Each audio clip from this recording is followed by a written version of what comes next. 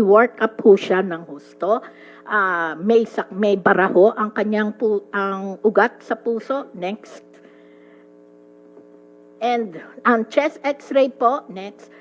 Merong ground glass consolidation na parang pneumonia. But nung ginawan ho ng mga cultures and pneumonia panel, lahat ho ito negative. And that is the reason kung bakit sinabi ho namin that what this patient had is what we call the E-Valley. Because it fulfilled the criteria for E-Valley. May mga narinig ho ako na nagsabing, isa lang daw ho ito sa mga nangyari ho at hindi ho po pwedeng sabihin na that is true for all. Excuse me kung sino man po ang nagsabi nun. Kami po ang nakakakita sa mga pasyente na nagsasuffer because of vaping. Sa ngayon, may mga nakikita na ho kami talagang nahihirapang huminga. Pero kailangan ba nating makakita pa ng higit sa isa na mamatay na magkaroon ng sakit sa puso at magkaroon ng E-Valley dahil sa pagbe-vape? Do we need to really see more and more people dying before we do something? And that is why ngayon pa lang kailangan may gawin na ho tayo. Next. So, ang sinasabi ho ng mga manufacturers, reduced harm with vapes. Definitely, sa mga pag-aaral ho, scientific evidence will show there is increased risk to develop heart and lung diseases. And ngayon ho, we have studies showing the presence of cancer-causing agents in e-cigarettes and heated tobacco products, and therefore increasing the potential risk to develop cancer. For us healthcare workers, we always take the precautionary principle. We take caution until proven safe only on anything that can cause disease or death. And definitely, now that we are getting more and more evidences, scientific evidence, we cannot and we will never be able to recommend the use of vape for anything. Next. So, sinasabi madalas ng mga manufacturers, vapes are smoke-free products and are less harmful. Next slide. Wala pong katotohanan yan. Titignan ho ninyo lahat po ng mga chemicals. With all these chemicals, do you expect that it will really be less harmful as what they would like us to believe? Next.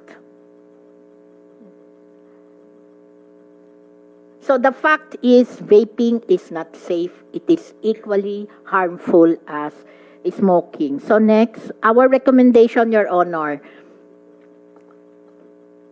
So, of course, I think we will agree with you on the matter that we need to increase tax, particularly on the vape products.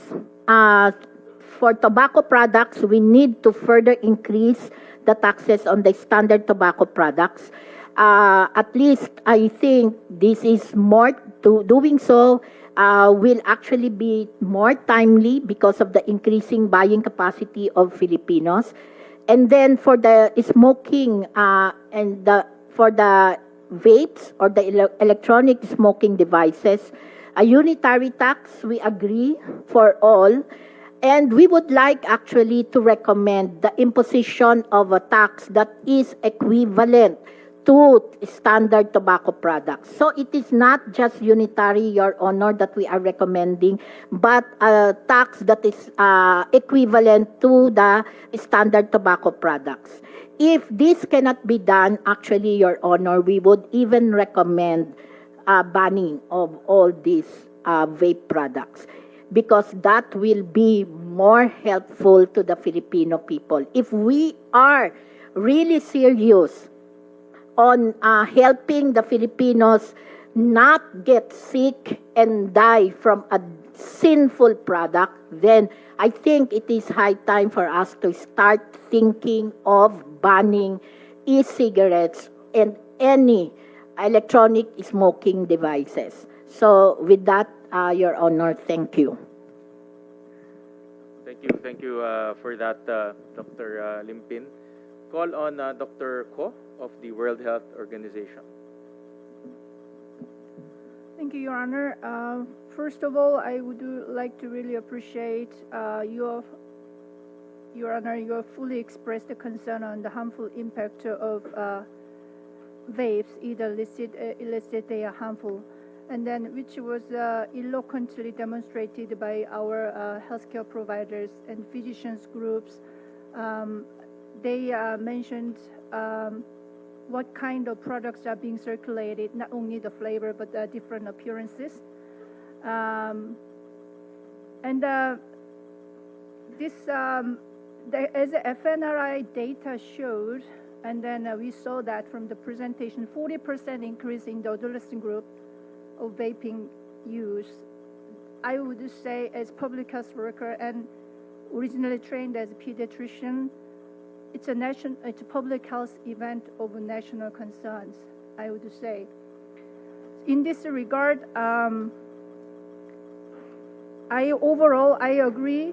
The WHO agrees to the overall direction, suggestion, and recommendations from our health advocates. In addition to that, I would also suggest to reconsider the minimal age of sales of this country. So if I would formulate in more structured sentence the WHO position for the vaping, it proposes, the current bill 11360 proposes to unify the excise tax for vapor products. It raises it to a level comparable to that of a pack of cigarettes and establishes clearer guidelines for minimum pricing. WHO views this policy change as a step in the right direction, as it is expected to simplify tax administration and increase the product prices that make the vape product non-affordable. And then our youth group, the vaping, they are very price elastic group. So the additional, as our Department of Health mentioned, tax is only one measure to control cigarette. We should make a comprehensive approach, which includes banning disposable e-cigarettes, which is now encroaching our market, can get much higher content of nicotine in it and with a much cheaper price, and limiting the concentration and quantity of nicotine, along with the strict enforcement of existing measures, such as the ban on flavored products. Current law, it seems to allow the menthol, the base tobacco flavor and menthol flavor, but I would suggest to go even bolder for the complete ban of flavor. And then, as our colleague, a health advocate mentioned, even further to the complete ban of e-cigarettes that has been introduced and practiced in certain countries in the world. Over to you, Your Honor. Thank you for that. We'll call on Dr. Doroteo of the Southeast Asia Tobacco Control Alliance. Honorable Chair, I'm Anton. I'll be representing Yule for this session. So, with your indulgence, Mr. Chair, we'd like to respond to one of the questions that was raised earlier about why these products are actually more common among children. So, Dr. Tony Dans, Dr. Maricar have already discussed how extensive tobacco advertising, promotion, and sponsorship is. How children are basically inundated with tobacco advertising, promotion, and sponsorship.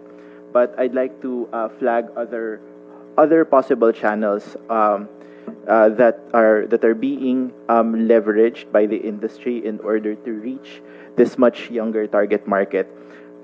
There's other things, of course, that we should consider, like cross-border advertising. Back then, tobacco advertising, promotion, and sponsorship was just TV, radio, the newspapers. But right now you have the internet, and along with it are online streaming services. So there are themes in Netflix shows that seem to normalize the act of smoking or the consumption of electronic cigarettes. And there are themes in even your music streaming